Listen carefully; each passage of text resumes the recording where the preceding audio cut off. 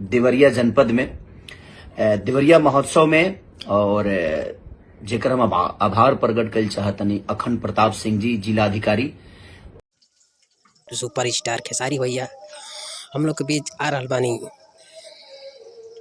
अपने पावन धरती पे देवरिया जिला में। तो आप सब आई, बहुत सारा आशीर्वाद प्यार दी। Love you.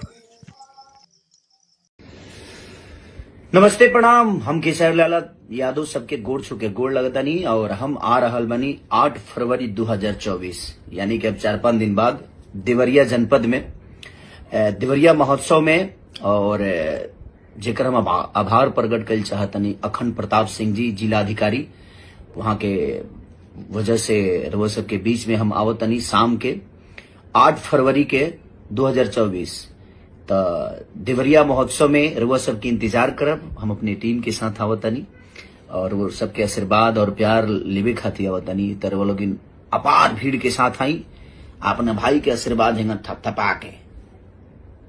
Love you. Deoria महोत्सव 8 फरवरी 2024 को। Love you all, thank you. एगो बात बताई तो बतावे देबू का। Love you.